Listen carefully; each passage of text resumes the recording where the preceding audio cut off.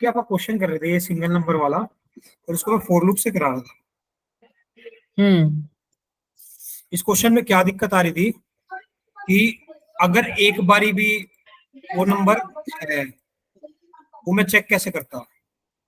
देखो, जो आई वाला है ना, वो आई वाला क्या करेगा, मेरा 1 से लेके 3 तक आइटरेट करेगा, ये करेगा। हम्म और जो जे वाला है, ये कहाँ से शुरू करेगा, 2 से लेके 3 तक में नंबर उठाएगा। एक ये 1 से लेके 3 तक उठाएगा, और ये उसके एक आगे से। ठीक है। हाँ अब मेरे को क्या करना है, कुछ ऐसा करना है कि जो ये है ना, चेक करने के लिए, जैसे हमने इस प्राइम में चेक किया था ना, याद करो, एक बुलियन बनाया था इस प्राइम। तो यहाँ पे भी मैं एक बुलियन बना रहा हूँ इस सिंगल। हम्म वो नंबर जब तक सिंगल है, जब तक कि वो एक बारी भी इक्वल टू नहीं हुआ, आई और जे एक बारी भी बराबर नहीं हुए तब तक। अगर हम्म एक भी बार बराबर हो गए तो वो नंबर सिंगल नहीं है। हम्म इस सिंगल क्या हो जाएगा फिर, false। फॉल्स हो जाएगा।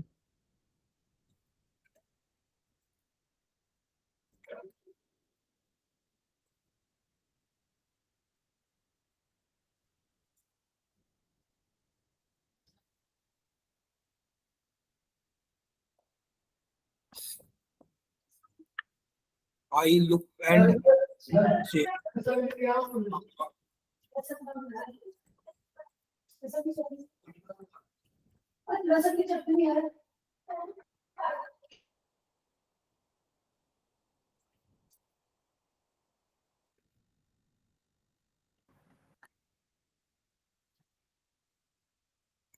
यहाँ तक कुछ पूछना है?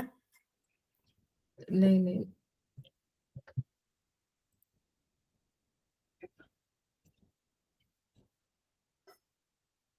अगर ये वाली कंडीशन पास कर देता है, हम्म इफ कंडीशन मतलब आती ही नहीं है, तो हम क्या कर देंगे, उसको प्रिंट कर देंगे, साउथ सिंगल। और यहाँ पे कीवर्ड लिख देंगे कंटिन्यू। ये प्रिंट तो सिंगल नंबर कहाँ करेंगे, सॉरी, वेट,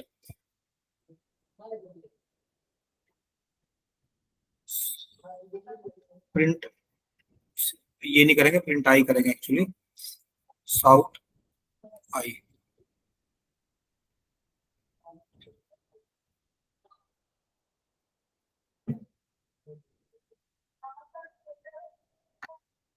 ये बेसिकली उसको कंपेयर करके देखेगा, कंपेयर करके हो जाता है इस सिंगल।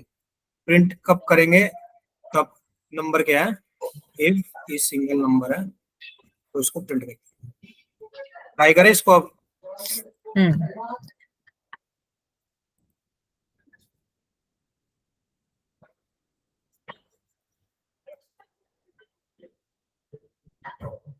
तो वो एरे आई है, एरे हटाई।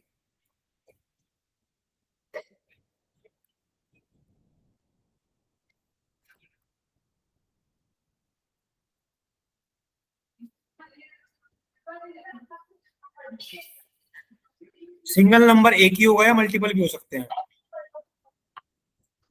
2 3 4, ये वो पोजीशन आई है बेसिकली।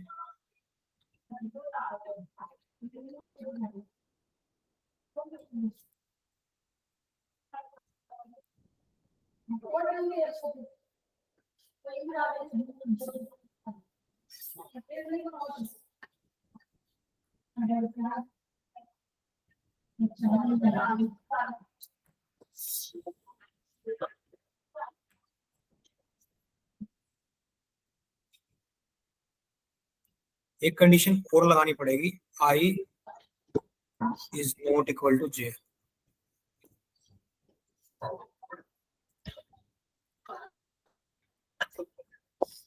मेरा आंसर आ जाएगा।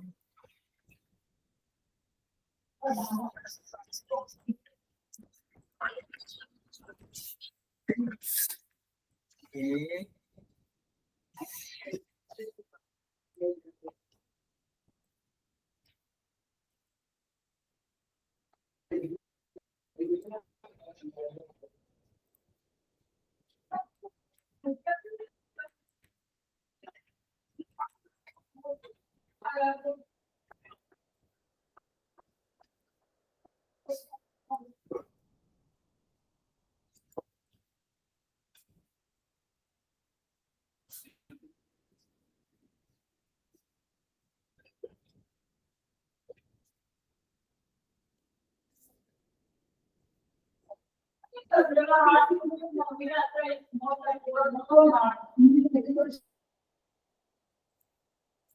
इसमें एक कंडीशन और फिट करनी है, I is not equal to जे। अगर आई और जे बराबर है, जैसे सपोज वो तीन कोई तीन से कंपेयर करके देख रहा है, तो वो नहीं करके देखना ना।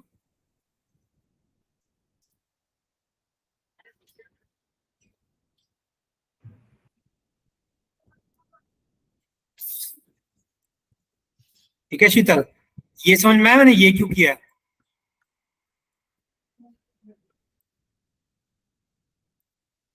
मैं दोबारा बताऊं इसको, क्वेश्चन को दोबारा? ये एक बार हो जाए ना, फिर एक बार मैं सही से समझ लूंगी, एक बार पूरा हो जाए तो। पहले ना मैं तुमको बताता हूँ मैंने लॉजिक क्या करा है। ठीक है, जो ये है ना, ये वाला लूप क्या करता है, एक से लेके तीन तक नंबर उठाएगा। हम्म ये वाला लूप क्या है, ये भी सेम है, ये भी क्या करेगा, एक से तीन तक नंबर उठाएगा। नंबर उठाएगा। जब इसने एक उठा लिया, तो क्या मैं एक को एक से कंपेयर करके देखूंगा? नहीं। एक को बाकियों से कंपेयर करूंगा ना मैं। हाँ। तो इसलिए ये कंडीशन यहाँ पे इसलिए लगाई है, जब आई और जे बराबर ना हो। समझ ओके। रहे हो? हम्म। अगर बराबर हैं तो फिर ये तो हर नंबर प्रिंट कर देगा, हम्म या सॉरी कोई भी नंबर प्रिंट नहीं करेगा।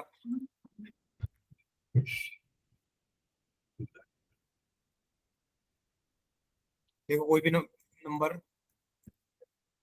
प्रिंट नहीं करना चाहिए था इसको, लेकिन ये लास्ट नंबर है ना, इसलिए सपोज मैं थ्री को हम्म इधर कर देता हूँ, तो ये इसको भी प्रिंट नहीं करता।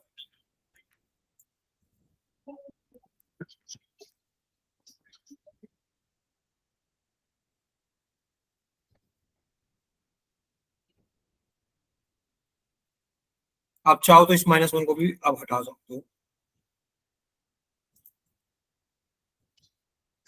अब थ्री भी अगर मैं दोबारा यहाँ पे थ्री भी कर दूंगा ना अगली बारी, तो ये थ्री प्रिंट नहीं करेगा। क्यों नहीं प्रिंट करेगा? क्योंकि आई और जे तो इक्वल है, ये खुद तो खुद के इक्वल रहेगा ना। तो हाँ। इस यहाँ पे एक कंडीशन लगा दी मैंने कि जब आई बराबर नहीं हो जे के। ठीक है, वैसे इसकी ऑप्टिमल अप्रोच नहीं है, हम्म देखो कुछ नहीं प्रिंट हुआ ना, इसलिए ये कंडीशन मैंने यहाँ पे लगाई है। ओके। इसकी टाइम कॉम्प्लेक्सिटी क्या है? टाइम कॉम्प्लेक्सिटी एक टॉपिक होता है, आपके सिलेबस में नहीं है वैसे वो। इसकी बिग ओ की एन है। बिग हो गए। हाँ, ओ एन स्क्वेयर। और जो मैंने आपको ओके। वो एक्सोर वाला मेथड से करवाया था ना, हम्म। एक्सोर वाले मेथड में क्योंकि एक लूप चल रहा था, एक्सोर वाले मेथड में एक लूप लूप था। कितनी बार चला था, एक बार चला था। हाँ। तो उसकी टाइम कॉम्प्लेक्सिटी थी बिग ओ की एन। और इसमें एक लूप, ये वाला लूप अंदर वाला, मान लो सपोज एन टाइम चल रहा है, एन इंटू एन हम्म वाला भी एन टाइम चल रहा है, तो इसकी कॉम्प्लेक्सिटी है। तो ऑब्वियस है कि टाइम हमारा कौन बचाता है, ये वाला अप्रोच बचाती है। इसलिए इसकी ना हाँ। एक्सोर वाली जो है ना, वो ऑप्टिमल अप्रोच है। हम्म एक और अप्रोच भी है इसकी, वो हैश मैप है। वो हैश मैप भी ऑप्टिमल अप्रोच है। वो आपका आगे का टॉपिक रहेगा, जब आएगा ना, जब करवाऊंगा। ओके। यहाँ तक कुछ पूछना है? नहीं नहीं, ठीक है। मुझे क्वेश्चन था, मैंने बुक से पढ़ा था, मेरे को याद नहीं आ रहा, शायद मैंने उसको कहीं पेपर में लिख के रखा होगा। हाँ वेरिएबल से रिलेटेड था कुछ। बता देना। एक मिनट मैं देखूं। हाँ हाँ, मैं देख के फिर बाद में आपको व्हाट्सएप पे सेंड कर दूंगी, तो फिर नेक्स्ट क्लास में उसको कवर कर लेंगे। कोई नहीं कोई नहीं कोई नहीं कोई नहीं कोई नहीं।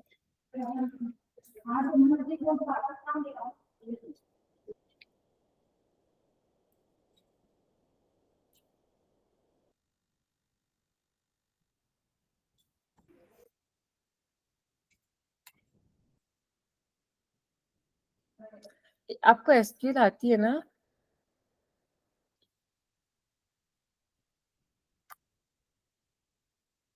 हाँ जैसे मैंने एसक्यूएल में कुछ क्वेरीज लगाई थी, जैसे कि सब स्ट्रिंग करके ये सारी क्वेरीज। तो हम हाँ जैसे कि किसी भी उसकी सब स्ट्रिंग निकालते हैं, तो हम उसको जैसे सेलेक्ट वाला लगा के तो हम शो करा सकते हैं, रिजल्ट फैच कर सकते हैं सेलेक्ट से डेटा। हाँ लेकिन हम डेट अगर मुझे सपोज जैसे कि मेरा नेम का वो कॉलम है, और मुझे सबके नेम्स की सब स्ट्रिंग निकाली मैंने, और वो सब स्ट्रिंग मुझे कहीं स्टोर करानी है, तो वो पॉसिबल नहीं है क्या? हाँ। लाइक मैंने सब स्ट्रिंग फंक्शन लगा के, जैसे कि नेम में 10 कैरेक्टर्स थे, तो मैंने सब स्ट्रिंग फंक्शन लगा के 5 कैरेक्टर्स फेच कर लिए सेलेक्ट से, और वो मैं मैंने आपको एज अ मैं आपको एक बार माइस्क्ल खोलूँ दिखाता एसक्यूएल। हूँ। एसक्यूएल माई एसक्यूएल की।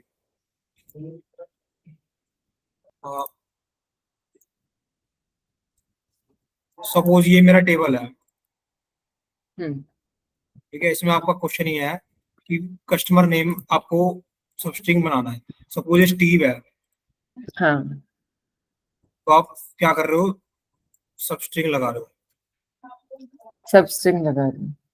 ठीक है, नहीं, हाँ हाँ, सब सब, स्ट्रिंग के अंदर आप क्या देते हो, कॉलम नेम देते हो। हाँ। ठीक है, दूसरी चीज क्या देते हो कि कहाँ से शुरू करना है कहाँ और से कितना। शुरू करना है और कितने वर्ड्स लेने हैं, हाँ ये तो फैच हो जाएगा। ठीक है। एज हम्म, न्यू नेम। हाँ। ठीक है,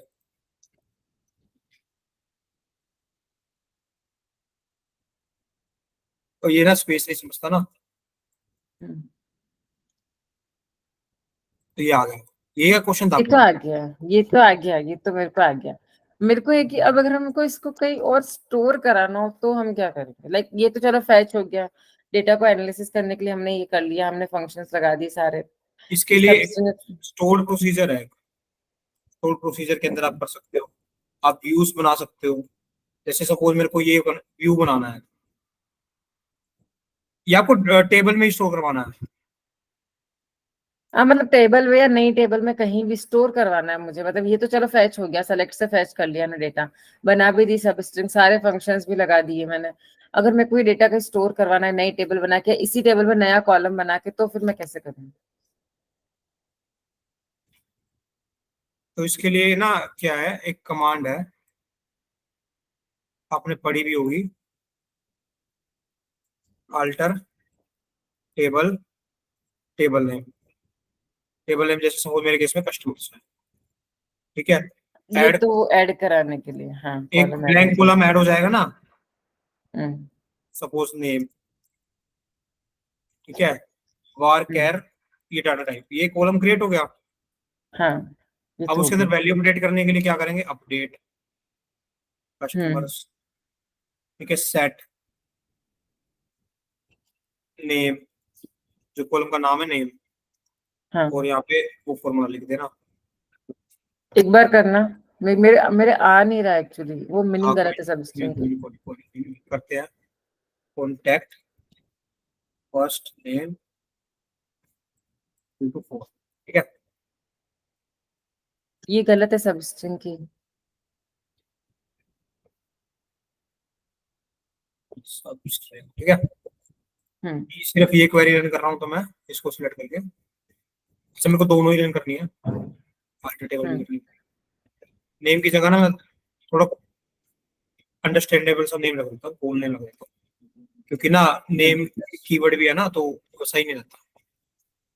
हम्म। ठीक है, इसको मैं कर रहा हूँ ना। दोनों क्वेरी मेरी चल गई है। दोनों नहीं चले जाते। हाँ, और आप देखोगे तो ये देखो फुल नेम आ गया। ओके, ठीक है। मैं बहुत परेशान हो रही थी इसमें, मेरे को समझ में नहीं आ रहा था। ठीक है, ये आपको क्वेरी चाहिए, मैं दे भी देता हूँ, ट्राई कर लेना। मैंने आपको व्हाट्सएप कर। व्हाट्सएप पे, हाँ, ठीक है। Thank you. और इसमें ना एक चीज हो सकती है, आपकी क्वेरी एक वजह ये भी हो सकती है ना चलने की, आपके में सेफ मोड ऑन होगा। इसके अंदर एक मोड होता है सेफ मोड, जो मैंने बंद किया हुआ है। ओके,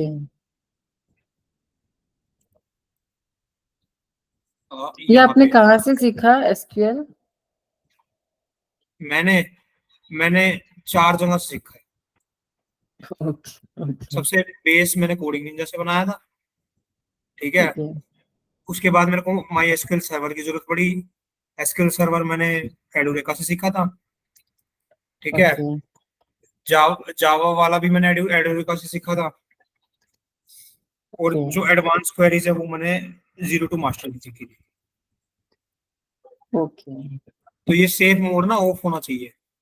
अगर ये ऑफ नहीं है ना, तो आपकी क्वेरी हो सकता है अपडेट वाली ना चले। दिख रहा है ना, अपडेट और ओके। डिलीट क्वेरी चलने नहीं देता ये, तो इसको हटाना पड़ता है। एक सेकंड, मैं इसमें मेरे इसमें हटा ही देती हूँ। कहाँ से हटाई आपने? आप स्क्रीन शेयर करो।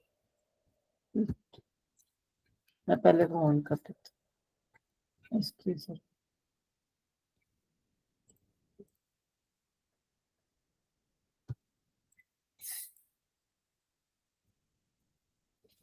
देखो सीधी सी बात है, देखना है तो काम सिलेक्ट का है, कुछ हम्म। बनाना है तो अल्टर का काम है, कुछ अपडेट करना है तो अपडेट का काम है। इसमें तो कोई डाउट है ही नहीं। एक तरीका और कर सकते हो, ट्रिगर यूज कर सकते हो आप।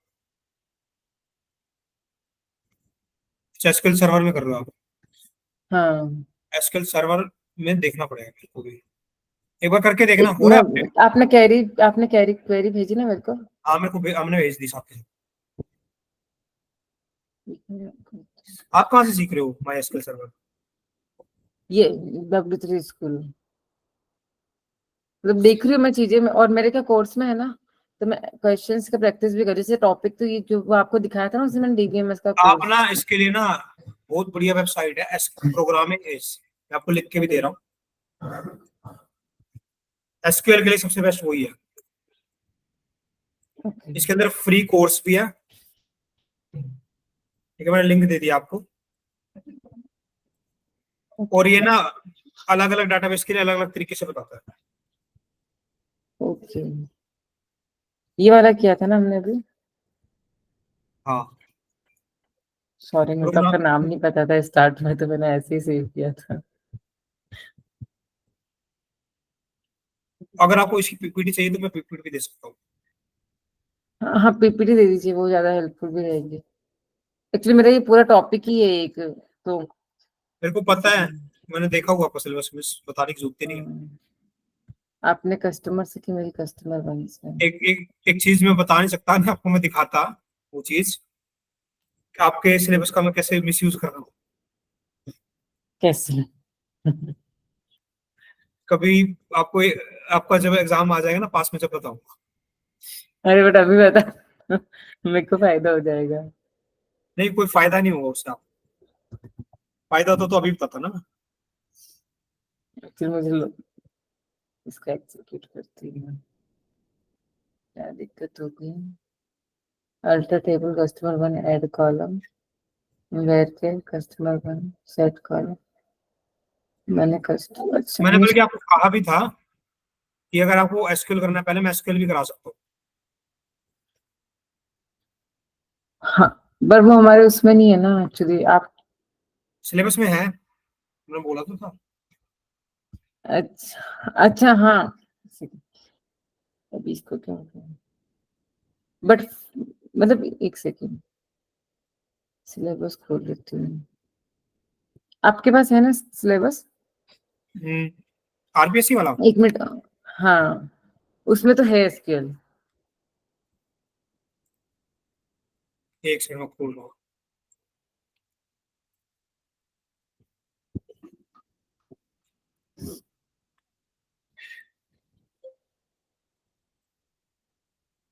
बल्कि ना, इससे रिलेटेड मैं आपको 2-3 टर्म भी करवाता, जो मेरे को पक्का पता है आपसे पूछेंगे, और इस सिलेबस में नहीं होगी वो चीज। ठीक है, देखो मेरा सिलेबस ना यहाँ तक तो रहता ही है। ओके। ये चीजें मैंने आपको कहा था कि मैंने भी नहीं सुनी, हम्म। पर ये मैं, ये मैंने नहीं किया आरडीएमएस। बाकी ट्रांजैक्शन तो मैंने कर दिया है। ठीक है, इसका मैं ढूंढ दूंगा सोर्स 1-2 दिन में, और जो इन मेरे को आते हैं। ये जो मैं एक, एप्लीकेशन अवेलेबल यूजिंग एसक्यूएल है ना, ये वो पूरा है, मतलब पूरा एसक्यूएल इसमें ये लगा है। एसक्यूएल सर्वर है जो आप सीख रहे हो ना, वो आपको दिक्कत करेगा, क्योंकि वो आपसे क्वेश्चन माई एसक्यूएल में पूछने वाला है। ओके। थोड़े बहुत कमांड 90% सेम होते हैं, 10% डिफरेंट होते हैं। हम्म। जो मैंने प्रोग्रामिंग की आपको वेबसाइट बताई है ना, ये सेम और डिफरेंट सारे हम्म। बताएगी, अलग अलग में बताएगी कि उसमें ये ऐसे तो आप होता है, और मुझे इसके अकॉर्डिंग बता दीजिए ना, या फिर हम ये पहले कर लें। ये कर सकते हैं अगर आपको करना है तो।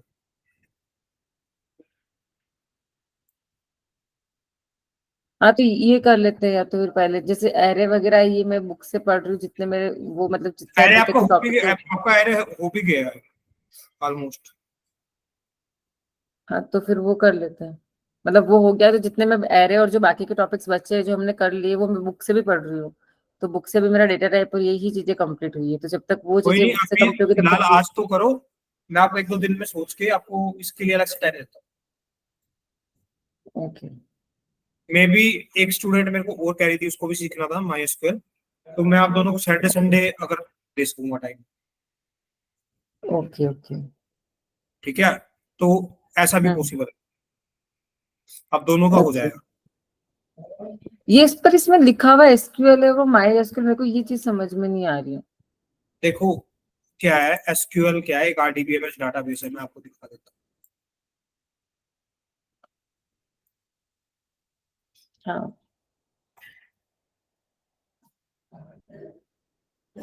रिलेशनल डाटाबेस आरडीबीएमएस होते हैं। ठीक है, hmm. SQL, SQL structure query language है। एसक्यूएल का किसी भी उससे कोई लेना देना नहीं है, क्वेरी लैंग्वेज है जो रिलेशनल डाटाबेस को से इंटरेक्ट करती है। ये हम्म। मोस्ट कॉमन आरडीबीएमएस है, सबसे ज्यादा यूज होता है इंडस्ट्री में एसक्यूलाइट। लेकिन एसक्यूलाइट किसी को हाँ। नहीं आता, मतलब कोई इसको पाइथन के अलावा इसके यूजर्स नहीं है। तो अगला हम्म। कौन सा बचा आया? My SQL.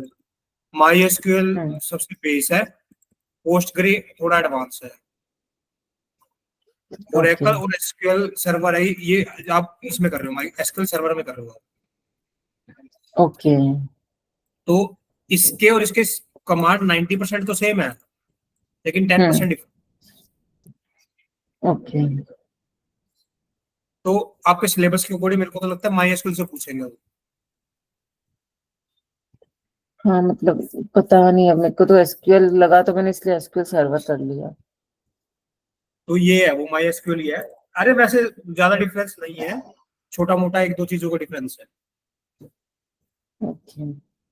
90% सेम है। एक टर्म आएगी एसिड, वो आपसे पक्का पूछी जाएगी, मैं लिख के भी दे दे रहा हूँ। आपके इंटरव्यू में ना ये बार बार पूछा जाएगा। इंटरव्यू तो अगर है ही नहीं, पेपर है बस दो। हाँ, इंटरव्यू तो है ही नहीं, पेपर है बस दो पेपर। अरे क्वेश्चन एसिड में बनते हैं ना, इसलिए तो बता रहा हूँ मैं आपको।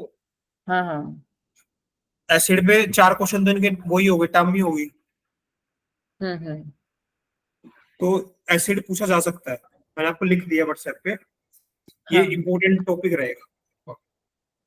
ओके। ठीक है, मैं अब आगे चल रहा हूँ जावा में, फिलहाल आपको प्लान करते हैं आगे। कोई नहीं। sure।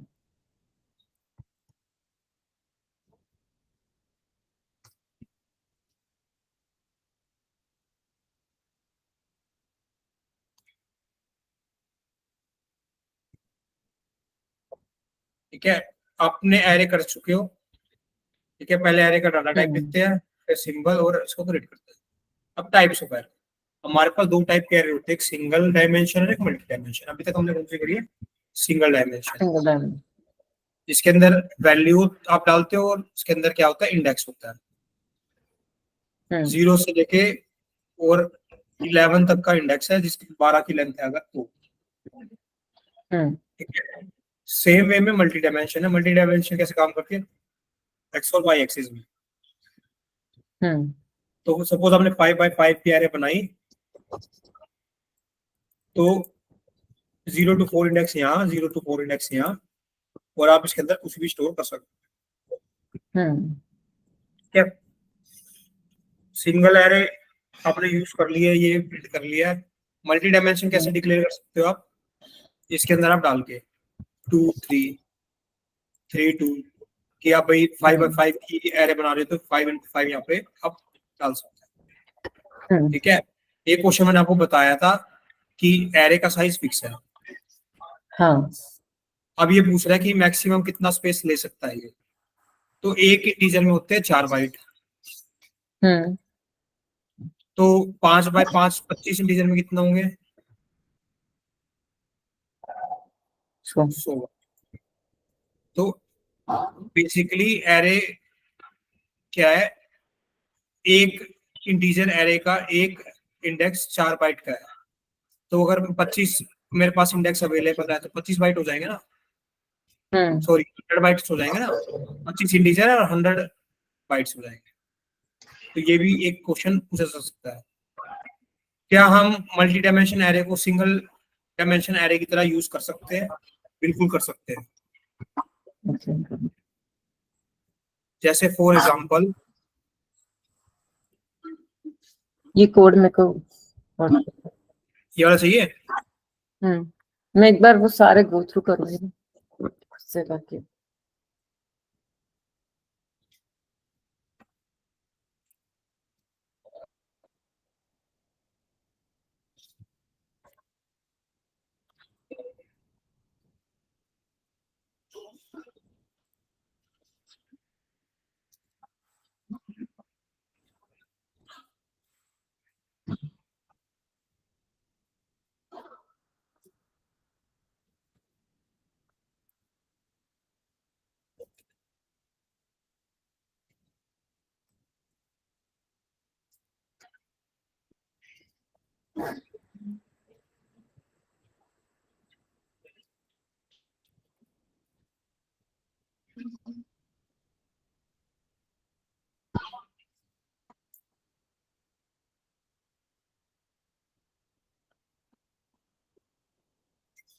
अब फंक्शन की बात करते हैं।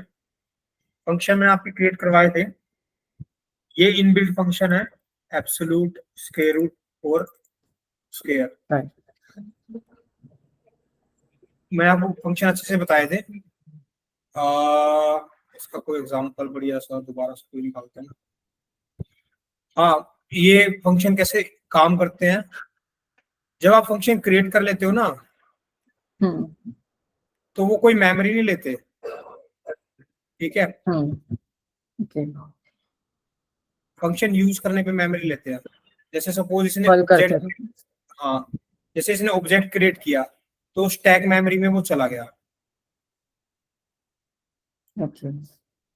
ये है जैसे x = 10 है, तो ये एक ऑब्जेक्ट क्रिएट हुआ, ये भी स्टैक मेमोरी के अंदर क्रिएट हुआ। जैसे फंक्शन क्या होता है, आपने जैसे ये फंक्शन कॉल किया ob.fun, सबसे पहले तो क्या हो गया, आपने ob रेफरेंस को कॉल किया, वो स्टैक में स्टोर हो गई, उसका एक ऑब्जेक्ट बन गया हीप मेमोरी में।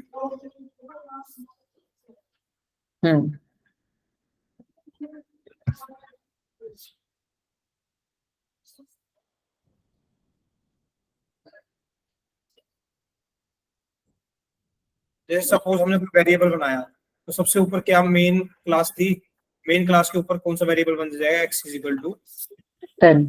10। ठीक है,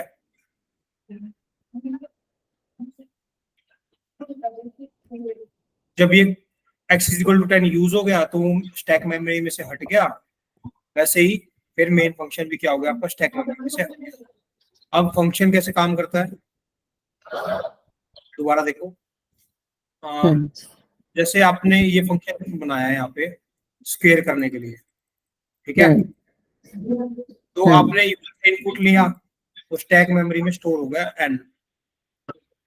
फिर क्या हुआ, आपका फंक्शन कॉल हुआ कौन से वाला, स्क्वेयर वाला, तो वो जो हम्म फंक्शन था स्टैक मेमोरी में स्टोर हो गया। ओके अब क्या हुआ, इसके अंदर जो फंक्शन के अंदर एक्स और वाई था वो यहाँ पे स्टोर हुआ स्टैक के अंदर, रिटर्न कर दिया वाई, तो स्टैक मेमोरी में से वाई रिमूव हो गया। ओके फिर रिजल्ट आ गया तो रिजल्ट स्टैक मेमोरी में से रिमूव हो गया। तो ऐसे एक फंक्शन काम करता है। फंक्शन के कॉलिंग के दो वे हैं, एक कॉल बाय वैल्यू, एक कॉल बाय रेफरेंस। जब भी हम प्रिमिटिव डाटा टाइप जैसे इंटीजर, फ्लोट, ठीक है, बुलियन, इनको पास करते हैं तो उनकी वैल्यू पास होती है। लेकिन हम ऑब्जेक्ट पास करते हैं जैसे कि एरे, फंक्शन, तो हम उनकी रेफरेंस पास करते हैं, मतलब ओरिजिनली हम उसकी एरे को भेज देते हैं। मैंने आपको करके भी दिखाया था ये प्रिंट करते टाइम। हाँ हम्म ठीक है, सपोज ये कॉल बाय वैल्यू है, अब आपने इसके अंदर क्या भेजा, एक प्रिमिटिव डाटा टाइप एन भेजा, हम्म तो उसकी वैल्यू जाएगी, उसका ओरिजिनल एन से कोई लेना देना नहीं है, हम्म ठीक है। लेकिन जब हम क्या करते हैं, सपोज हमने एक फंक्शन भेजा है C1, ये क्लास है एक, इस केस में मैंने आपको एरे का एग्जांपल भी कराया था, मैं एक बार एरे का एग्जांपल दोबारा भी बता देता हूँ। अगर आप एरे भेजते हो तो ओरिजिनल एरे जाती है। सपोज हम्म जैसे हमने यहाँ पे फंक्शन कॉल किया प्रिंट का, ठीक है, प्रिंट के अंदर इनपुट क्या चाहिए, एरे चाहिए, हाँ ठीक है, तो मैंने यहाँ से प्रिंट के अंदर एरे भेज दी, ओके तो ये ओरिजिनल एरे जाती है। एरे क्योंकि एक रेफरेंस है, array is a reference data type. Hmm अगर आप इसके अंदर कुछ चेंज करोगे ना तो हम्म ओरिजिनल एरे में आप चेंज करवा सकते हो। सपोज मैंने यहाँ पे लिख दिया एरे 2 इज इक्वल टू 4, तो ये चेंजेस ओरिजिनल एरे में इंप्लीमेंट होंगे ओके क्योंकि उसके अंदर आप ओरिजिनल एरे के अंदर चेंज कर रहे हो, ओरिजिनल एरे को प्रिंट करा रहे हो। लेकिन ओके ऐसा प्रिमिटिव डाटा टाइप के केस में नहीं होता है। हम्म होल बाय रेफरेंस समझ में आ गया ना। हाँ नेक्स्ट है पॉलीमॉर्फिज्म। पॉलीमॉर्फिज्म वैसे हमारा उसमें आएगा दोबारा, ठीक है। हम्म इसका कंसेप्ट क्या है, फंक्शन ओवरलोडिंग को हम क्या कहते हैं, स्टैटिक टाइम पॉलीमॉर्फिज्म या कंपाइल टाइम पॉलीमॉर्फिज्म भी बोलते हैं, और इनहेरिटेंस को रन टाइम पॉलीमॉर्फिज्म बोलते हैं। तो फंक्शन ओवरलोडिंग क्या होता है, जावा के अंदर फंक्शन ओवरलोडिंग अलाउड है, ठीक है। ओके सपोज कैलकुलेटर के पास प्लस भी है, डिवाइड भी है, ठीक है। डिवाइड दो इंटीजर्स को भी कर सकता है वो, दो डेसिमल को भी कर सकता है। हम्म ऐड वो दो नंबर्स को भी कर सकता है, तीन नंबर को भी कर सकता है। तो मल्टीपल फंक्शन वो करता है। कैसे करता है मैं एक बार आपको दोबारा करके बताता हूँ, ठीक है। मैं मेन क्लास दोबारा बना रहा हूँ, हम्म पब्लिक क्लास मेन, इसके अंदर मेन मेथड void main, इसके अंदर एंड इसके अंदर क्या लिखेंगे यहाँ पे,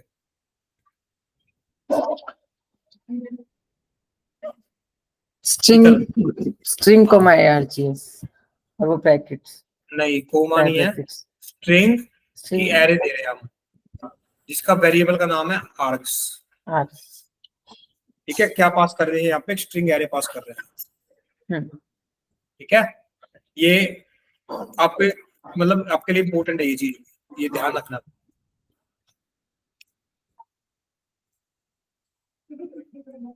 सपोज मैं एक फंक्शन बना रहा हूँ,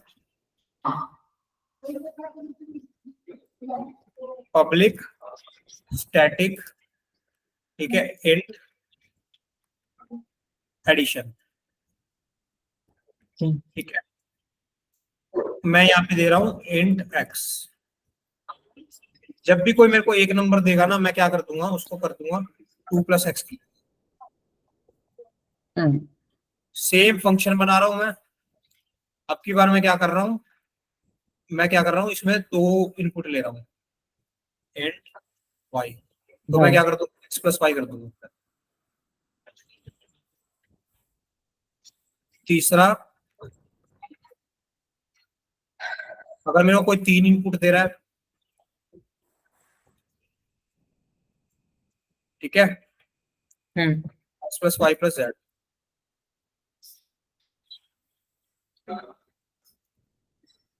अगर मेरे को 2 इनपुट दे रहा है, लेकिन दोनों में से दोनों इंटीजर नहीं है, दोनों क्या है, फ्लोट है।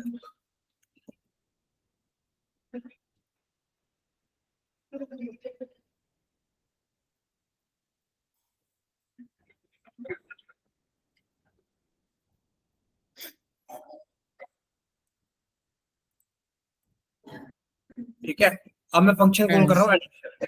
देखो, ये चारों आ रहे हैं ना, 1 2 3 4। हाँ। सपोज मैं लिखता हूँ एडिक्शन। अब मैं दे दूंगा सपोज 1, तो इसका आंसर क्या होगा,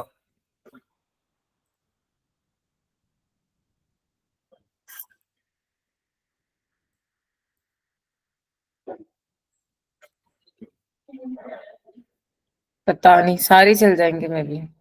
सारे मिल जाएंगे। चलेंगे कैसे पर सारे, क्योंकि आपने तो सिर्फ एक्स की वैल्यू दी है ना, फर्स्ट वाला चलेगा। हाँ, तो लेकिन अगर आपने अच्छा एक्स और वाई की दे दी, अगर सपोज आपने एक्स और वाई की वैल्यू दे दी, तो float X and float Y भी तो चल सकता है, और इंट एक्स और इंट वाई भी तो चल सकता है। फ्लोट कैसे चलेगा जब मैं इंटीजर पास करूंगा, इसके लिए मेरे को फ्लोट पास करना पड़ेगा। फ्लोट पास करना पड़ेगा, हाँ, पॉइंट्स लगा के। ओके। तो अगर हम सपोज यहाँ पे इंट एक्स और इंट वाई दे देते तो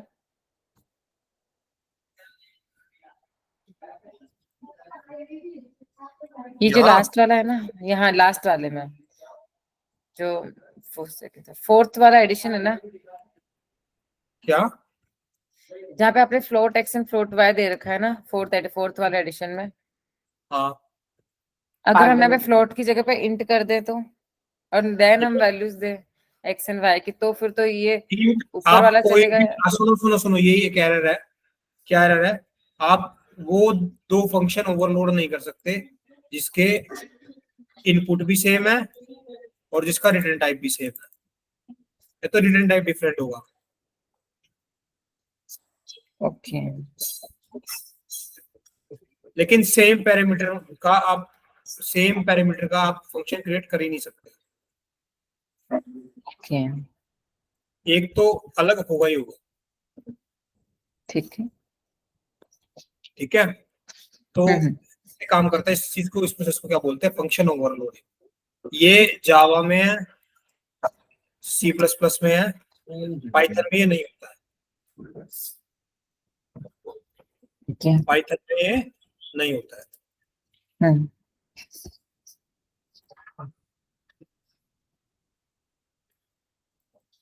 ठीक है, इसी प्रोसेस को बोलते हैं फंक्शन ओवरलोड, कि आपने एक हम्म। फंक्शन ट्रिपल यूज केस बनाया।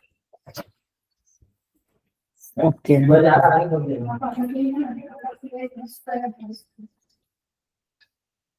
अब तो थोड़ी देर में भाई आएंगे भाई जाने तू भाई देखो फ्रेंड माइंड पर पैसा।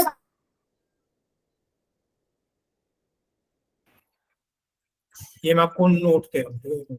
हाँ, इसमें ये भी लिख देना कि मैं ही लिख लेती हूँ मैं कि लिख दूंगा कि वो फंक्शन ओवरलोडिंग है।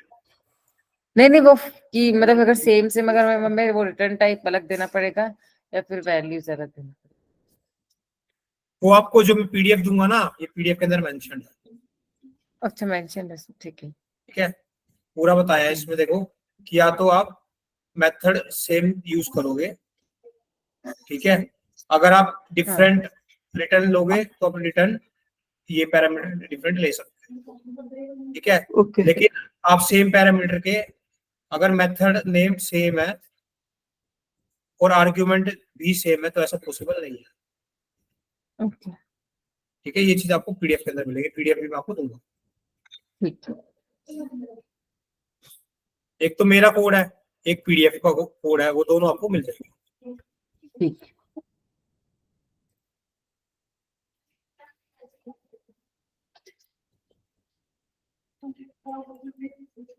ये वैसे मैंने भेजा हुआ है, लेकिन मैं दोबारा भेज दे रहा हूँ।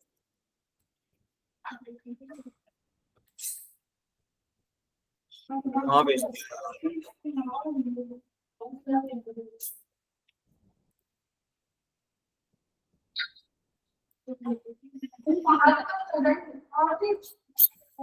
एक सेकंड, मैंने ना किसी और को भेज दिया।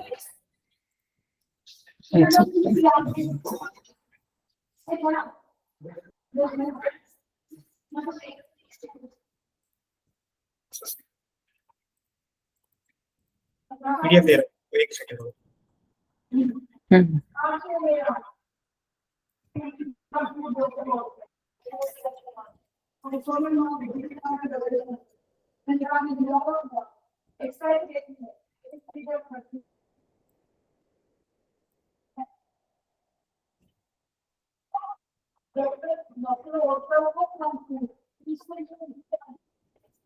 अब हम करेंगे जो डाटा टाइप है स्ट्रिंग। ठीक है, स्ट्रिंग एक रेफरेंस टाइप डाटा टाइप है, प्रिमिटिव डाटा टाइप नहीं है। ठीक है, इसके अंदर हम क्या यूज करते हैं,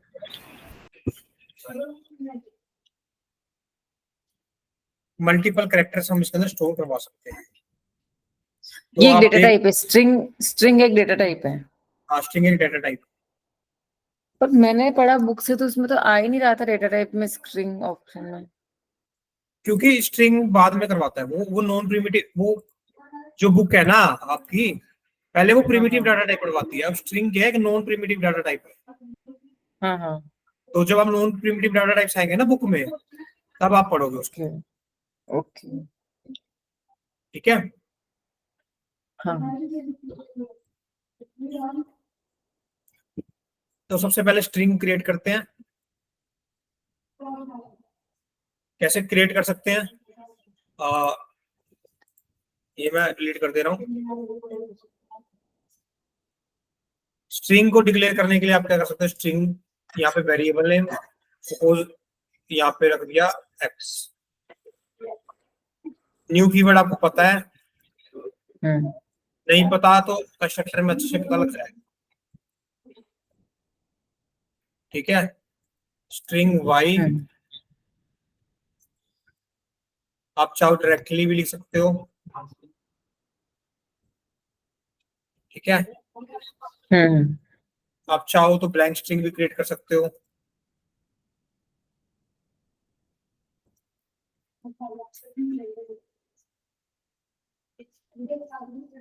एक बात ध्यान रखना है आपको कि जब भी आप स्ट्रिंग बनाओगे ना, तो आप कोट्स जो यूज करोगे इसमें डबल कोट्स यूज करोगे, सिंगल कोट आप यूज नहीं करोगे, पाइथन नहीं है। सिंगल कोट आप एक जगह यूज करोगे कैरेक्टर में, जेडीबीसी के अंदर मैं बताऊंगा वहां पे। ओके।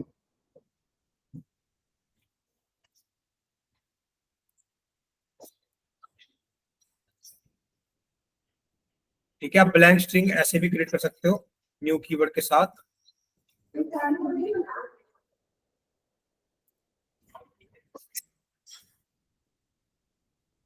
ठीक है, आप किसी कैरेक्टर को फोर्सफुली स्ट्रिंग बना सकते हो।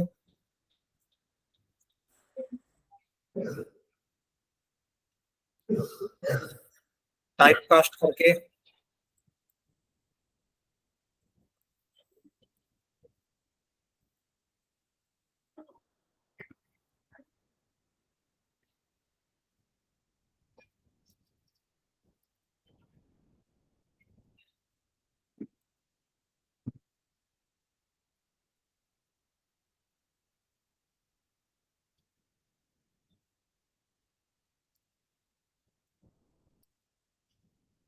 नहीं हो रहा, ये नहीं हो सकता। ठीक है,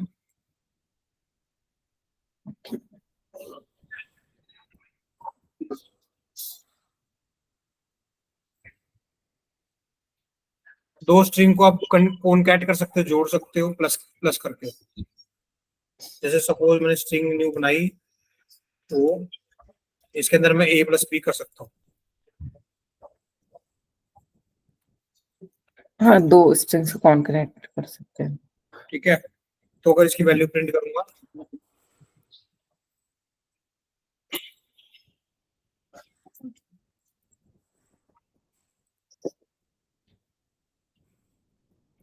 तो ये हो जाएगी HDFS रामन।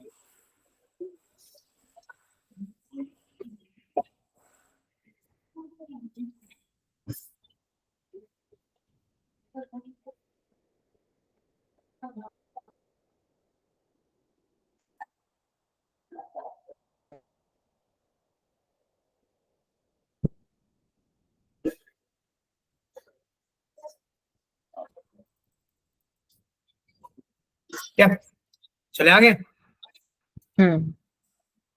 स्ट्रिंग कहाँ यूज करते हैं? जहाँ पे हमें मल्टीपल कैरेक्टर डाटा स्टोर करवाना हो, वहां पे स्ट्रिंग को यूज करते हैं। स्ट्रिंग के फंक्शन है। स्ट्रिंग को फंक्शन करने से पहले स्ट्रिंग की कुछ प्रॉपर्टीज है।